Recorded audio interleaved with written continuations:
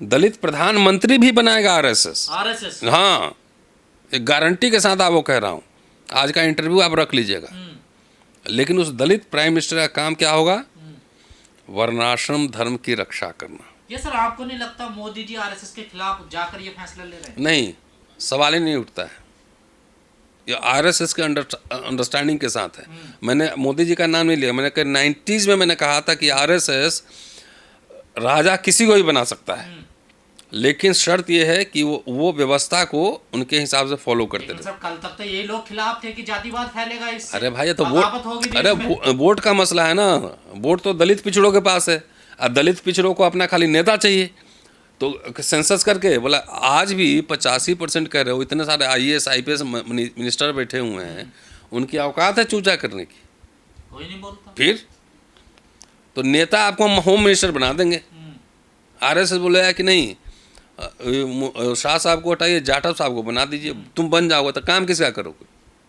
लेकिन कई आरएसएस के नेताओं ने विरोध भी कर दिया ना सर इस फैसले का। अरे कोई बात नहीं, वो सब आपस में विरोध भी वही है, पक्ष भी वही। उन्होंने जाति जनगणना घोषणा कर दिया है, तो बधाई के तो सब पात्र, जो लोग लड़े सब पात्र हैं। लेकिन अभी तो घोषणा हुई है ना, अभी तो चैप्टर खुला है ना, उसमें पन्ने कितने होंगे और कितने पन्ने पलटे जाएंगे, ये तो देखना बाकी है। आपने सोशल मीडिया पे लिखा कि अभी थोड़ा इंतजार करिए, क्या किस चीज़ का इंतजार करना? नहीं, इसलिए कि भाई जाति जनगणना तो देखिए, सबसे नुकसान जो हुआ है वो शेड्यूल कास्ट शेड्यूल ट्राइब को हुआ है। इनका मैंडेटरी जो था गणना होना शेड्यूल कास्ट शेड्यूल ट्राइब का हर 10 साल पे, और उसके बेसिस पे रिजर्वेशन और जो कंपोनेंट प्लान के पैसे थे वो डिसाइड होते थे।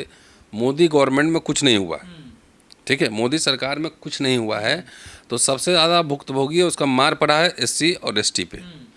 लेकिन ये मुद्दा उठा, और मैं समझता हूँ कि शेड्यूल कास्ट शेड्यूल ट्राइब के लोगों ने भी ज़बरदस्त तरीके से इस मुद्दे को उठाया। सर एक बात समझ में नहीं रही, आरएसएस तो इस चीज़ के बिल्कुल खिलाफ थी ना, तो ये अचानक से ऐसे कैसे हो गया? आरएसएस को समझना जो है ना, आपके और हमारे और देश के बहुत सारे नेताओं के बस की बात नहीं है।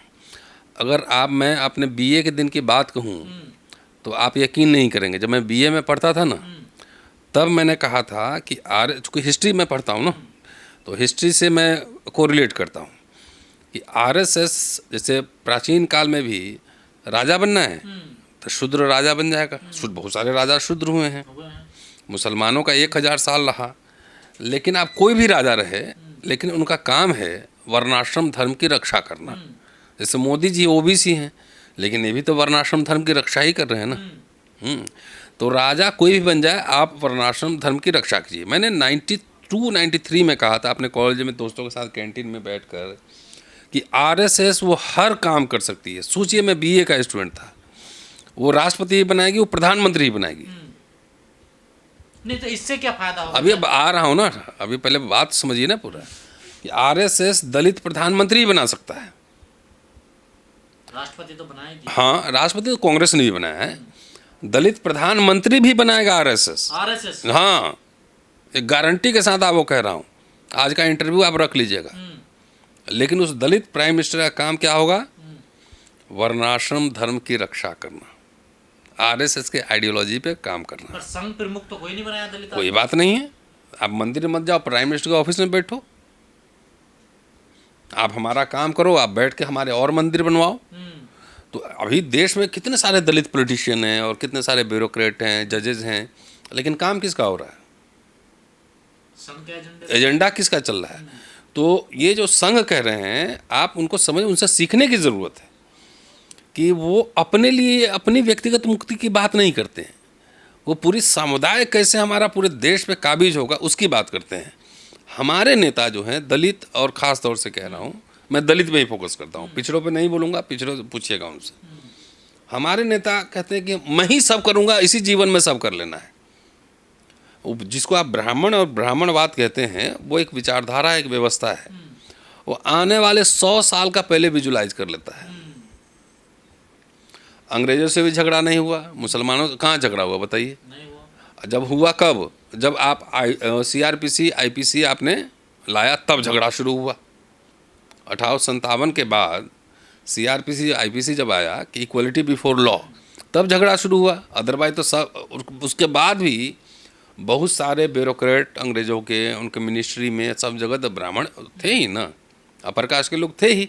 अम्बेडकर तो वो मान ले एक थे वहाँ पे, या MC राजा उनके पहले वो थे काउंसिल में मेंबर। लेकिन ये समझेंगे, मैं इसलिए इतिहास समझा रहा हूँ कि इससे समझने की ज़रूरत है। आधी लड़ाई अभी जीते हैं, ये पूरा नहीं हुआ है। मतलब आधी जीत गए, आधी जीते हैं, लेकिन जब होगा तब। और देखिए, मैंने कहा मोहन भागवत कह रहे हैं कि मैं प्रधानमंत्री बनूंगा, नहीं कहा उन्होंने, नहीं कहा ना। अब पूरे देश में एजेंडा किसका चल रहा है, ये सीखने की ज़रूरत है कि मोहन भागवत ने नहीं कहा, RSS के टॉप फंक्शनरीज ने नहीं कहा, वो बैठ के यूनिवर्सिटी में अपॉइंटमेंट करा रहे हैं, HRD कल्चरल मिनिस्ट्री अपने खास लोगों को देते हैं। तो उनके लिए एजेंडा जो है ना बहुत महत्वपूर्ण है। हमारे दलित में और पिछड़ों में व्यक्ति महत्वपूर्ण हो जाता है, वहाँ व्यक्ति महत्वपूर्ण नहीं है। पर सर इस फैसले लेने से पहले तो मीटिंग हुई है ना मोदी जी की, तो हुई है, तो इसका मतलब सहमति हुई है ना। और सुनिए, जो मैं बात कर रहा हूँ किसी टीवी चैनल पे नहीं बोलेगा। मैंने 1 साल पहले कॉन्स्टिट्यूशन क्लब में ये भाषण दिया था कि जाति जनगणना RSS BJP करवा देगी। हाँ, आपको याद है? हाँ, आपने कहा था। हाँ, लेकिन मैंने कहा कि नेक्स्ट व्हाट, उसके बाद क्या होगा? उसके बाद क्या होगा, ये मैंने कहा था कॉन्स्टिट्यूशन क्लब में। क्या होगा इसके बाद? उसके बाद ये है कि आप खाली पॉलिटिकल रिप्रेजेंटेशन चाहते हैं या संसाधनों में हिस्सेदारी चाहते हैं। RSS BJP ये बात समझ चुका है कि दलित और पिछड़े जो हैं वो खाली अपना पॉलिटिकल रिप्रेजेंटेशन चाहते हैं। जैसे आप हैं तो आपके जात का एक नेता बन गया, आप खुश, आपको स्कूल मिले, कॉलेज मिले, यूनिवर्सिटी मिले, नौकरी मिले ना मिले, उससे फ़र्क नहीं है। तो अभी भी है ना सर? हाँ, तो वो समझ चुका है ना। इसलिए अब देखिए, ये तो सोशल इंजीनियरिंग तो BJP ने किया है ना, हर जातियों का नेता तैयार कर दिया। विपक्ष अभी सीख कहाँ रहा है उसे। लेकिन सर कई लोग कह रहे हैं कि बीजेपी में इससे 2 फाड़ भी हो सकते। BJP RSS के पास सैकड़ों लीडर्स हैं, विपक्ष में कितने लीडर हैं? 2-4 लीडर। मैं MLA MP की बात नहीं कर रहा, मैं लीडर की बात कर रहा हूँ। क्या विपक्ष अपने नेताओं को ये अलाउ करता है कि आप जाके 1 लाख की रैली संबोधित कीजिए? नया नेता पैदा कर रहा है, RSS अगले जनरेशन का नेता पैदा बना चुका है। तो जाति जनगणना का आप खेल समझिए। एक तो ये पॉलिटिकल, हर पार्टी अपने पॉलिटिकल बेनिफिट के लिए काम करती है, तो इन्होंने भी किया। तो इसमें क्या होगा ना कि सारे जातियों का अगर मान लो गणना कर लिया, अगर जाति का किया तो मुझे डाउट है अभी भी, हो सकता है कि OBC का गणना बता दे, ओनली OBC। हाँ, शेड्यूल कास्ट का बता दे, शेड्यूल ट्राइब का बता दे, अपर कास्ट का ना बताए, नहीं अपर कास्ट का भी बता दे। मेरी संभावना है कि OBC का, इतने OBC हैं। अरे OBC में कुशवाहा कितने हैं, कुर्मी कितने हैं, खटीक कितने हैं, यादव कितने हैं, किसके पास कितनी ज़मीन है, कितने पैसे हैं। दलित में सबसे ज़्यादा तो अभी जाटव पे डंडा पड़ रहा है ना, तो जाटव चमार के पास कितने हैं ये बता दो, वाल्मीकि के पास कितने हैं ये बता। आंकड़ा पूरा आएगा कि नहीं आएगा, मुझे अभी भी डाउट है इस पर। आंकड़े को कई लोग कह रहे हैं ऊपर नीचे भी किया जा सकता है एकदम। तो इसलिए फेयर सेंसस कमिश्नर के अंडर में एक एक चीज़, किसके पास बाइक है, जैसे मेरे पास एक कार है मान लीजिए, मेरे पास घर नहीं है, मैं हिंदू कॉलेज में पढ़ाता हूँ इधर, लेकिन मेरे पास घर नहीं है, मेरे पास पैसे नहीं है, मेरे पास ज़मीन नहीं है, तो एक सैलरी है, तो मेरा आंकड़ा आना चाहिए कि भाई इनके पास एक कार है और कोई ज़मीन नहीं है, कोई घर नहीं है, कुछ नहीं है। तो ये आंकड़े स्पष्ट आने चाहिए। मतलब फॉर्म जो है पेंसिल से नहीं, पेन से होना चाहिए फिल इस बार। हाँ, कि उसमें आंकड़े में गड़बड़ नहीं हो, पूरा कंप्यूटर। अब तो सब डिजिटल हो गया ना, मोबाइल लेके जाओ और सीधे फीड करते रहो, तुरंत पता भी चलता रहेगा। नहीं उस सेंसस कमीशन के पास सीधे सब जाता रहेगा, मोबाइल से फीड करते रहो। रतनलाल कम्युनिटी है ना, कार, घर, मकान, वहीं फीड करो और सामने दिखाओ, चेक कीजिए। और जब मैं ओके करूं, ओके, जब मैं सब देख के ओके करूं, तब बोले ओके सबमिट तभी होगा। देखिए ये सब बात आपको कहीं नहीं बताया कोई भी, अभी सब नाच रहा है कि जाति जनगणना होगा, लेकिन उसकी क्या पेचीदगियाँ हैं ये जानना बहुत ज़रूरी है। तो मैं कह रहा हूँ डिजिटल तो टैब लेके जाते हैं ना, अब तो कागज़ लेके जाने की ज़रूरत नहीं है। मान ले जाए सब कुछ जो आप कह रहे हैं, अगर ये कर लेती है सरकार, तो क्या दलित पिछड़े बीजेपी की तरफ चले जाएंगे? नहीं नहीं, दलित पिछड़े पार्टियाँ भी बहुत सारी खत्म हो जाएंगी। अच्छा, पार्टियां भी खत्म हो हाँ, जाएंगी? मतलब उनके पास कोई एजेंडा नहीं बचेगा फिर? कुछ नहीं बचेगा ना, वैसे भी उनके पास कोई एजेंडा है ही नहीं, व्यक्ति परक है कि हमको CM बनाओ, हमको PM बनाओ, हमको ये बनाओ, एजेंडा तो है नहीं ना। RSS के पास एजेंडा है उन्हीं के जाति से। इसलिए मैंने कहा था पिछले साल कि RSS क्या करे, डिज़ाइन देखिए, और ये उनकी रणनीति है, सीखना चाहिए कि वो बोले कि भैया ऐसा है ना, जाति का आ गया तो सबसे मार्जिनलाइज कौन है, ये है, सबको पॉलिटिकल रिप्रेजेंटेशन कहीं कहीं सेट करो, उसमें मोहन भागवत नहीं जाएंगे।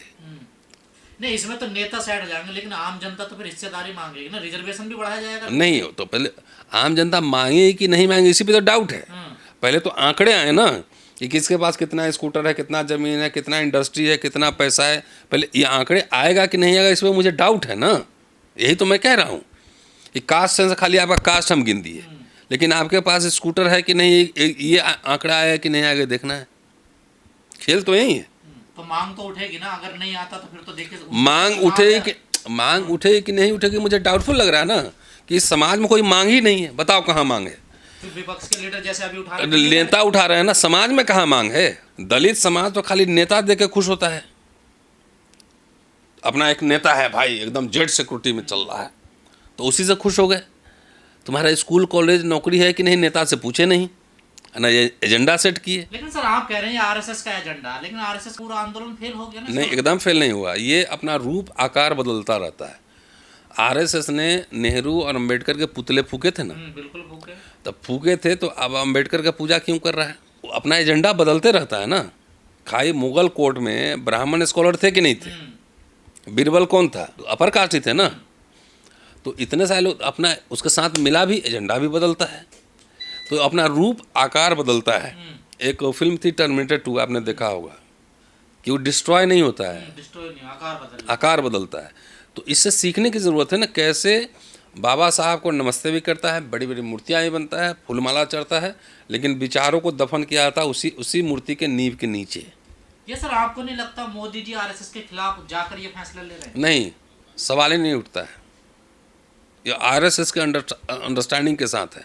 मैंने मोदी जी का नाम नहीं लिया, मैंने 90s में मैंने कहा था कि आरएसएस राजा किसी को भी बना सकता है, लेकिन शर्त यह है कि वो व्यवस्था को उनके हिसाब से फॉलो करते थे। सर कल तक तो यही लोग खिलाफ थे कि जातिवाद फैलेगा, इससे अरे भाई, ये तो वोट, अरे वोट का मसला है ना। वोट तो दलित पिछड़ों के पास है, और दलित पिछड़ों को अपना खाली नेता चाहिए। तो सेंसस करके बोला, आज भी 85% कह रहे हो, इतने सारे IAS IPS मिनिस्टर बैठे हुए हैं, उनकी औकात है चूचा करने की, कोई नहीं बोलता। फिर तो नेता आपको हम होम मिनिस्टर बना देंगे। आरएसएस बोलेगा कि नहीं, शाह साहब को हटाइए, जाटव साहब को बना दीजिए, तुम बन जाओगे, तो काम किसका करोगे? लेकिन कई आरएसएस के नेताओं ने विरोध भी कर दिया ना सर इस फैसले का। अरे कोई बात नहीं, वो सब आपस में विरोध भी वही है, पक्ष भी वही। तो अब किन बातों का ध्यान रखना चाहिए बहुजन समाज और उनके नेताओं? बहुजन समाज को ये ध्यान रखना चाहिए कि एक तो इसका राजनीतिक लाभ बीजेपी को मिलने वाला है, ठीक है। बीजेपी के पास सैकड़ों नेता हैं, दलित पिछड़ा अपर कास्ट सब है। तो आपको अगर पॉलिटिकली सर्वाइव करना है तो एक तो इस पर नज़र रखिए कि क्या क्या आंकड़े आ रहे हैं और साइंटिफिक तरीके से हो रहा है, टैब से करें, पूरा एकदम डिजिटल होना चाहिए कि जब तक हम ओके नहीं करें, और नहीं तो जितने आंकड़े लाओगे वो सब हर डिस्ट्रिक्ट में पोर्टल पे डालो, मेरे साइन किए हुए। ट्रांसपेरेंट होना चाहिए, तो ये होना चाहिए। दूसरा कि आप जो है पॉलिटिकल पार्टीज के लिए कह रहा हूँ कि जब तक आप अपने लीडर्स, कम्युनिटी लीडर्स नहीं बनाएंगे तब तक आप सर्वाइव नहीं कर पाएंगे। नंबर 1 नेताओं के लिए कह रहा हूँ, जैसे आरएसएस बीजेपी के पास सैकड़ों नेता हैं, तो आप भी सैकड़ों नेता बनाइए, बड़े बड़े नेता, नंबर 1। नंबर 2 समाज के लिए कह रहा हूँ कि खाली अपने जात का नेता दे के खुश मत हो, वो सवाल पूछो कि आंकड़े हम मुझे पूरा बताओ, और उसके हिसाब से हमारे लिए स्कूल कॉलेज यूनिवर्सिटी रोजगार की व्यवस्था करो। ये ध्यान रखना चाहिए, और नहीं तो इसका कोई फ़ायदा नहीं होगा। जो लोग हल्ला कर रहे थे उनको भी कोई फ़ायदा नहीं होगा। अल्टीमेटली आरएसएस बीजेपी इसका, राहुल गांधी जी ने कहा कि हमारा क्रेडिट है, ये हमारा क्रेडिट ले गई। नहीं, चलिए कोई बात नहीं है, तो ऐसे ही होता है राजनीति में ना कि आप हल्ला करेंगे तो सरकार कुछ दबाव में बात मान लेती है। तो राहुल जी से पहले सोशल एक्टिविस्ट लोग उठा रहे थे, हम लोग उठा ही रहे थे ना। आप लोग तो उठा ही रहे। अब रोस्टर की लड़ाई लड़ रहे थे तो कोई पॉलिटिकल पार्टी थोड़ी लड़ रहा था, हम लोग लड़ रहे थे। तो हम लोग क्रेडिट के लिए नहीं काम करते हैं, हम लोग एक्चुअली काम होना चाहिए, दिखना चाहिए, इसके लिए काम करते हैं। इसलिए पूरा दलित बैकवर्ड, अब सबको मैं कह रहा हूँ, अपने अपना देखो वहाँ पे क्या आंकड़े आ रहे हैं, और उसके हिसाब से अपने बच्चों के लिए स्कूल कॉलेज यूनिवर्सिटी बजट में हिस्सेदारी कि ऐसा नहीं है कि अडानी के जो है ना और इंडस्ट्रीज का 16 लाख करोड़ माफ़ हो जाए और तुम्हारे हिस्से में 5 किलो चावल, ये नहीं, ये ध्यान रखना जरूरी है। शुक्रिया, थैंक यू।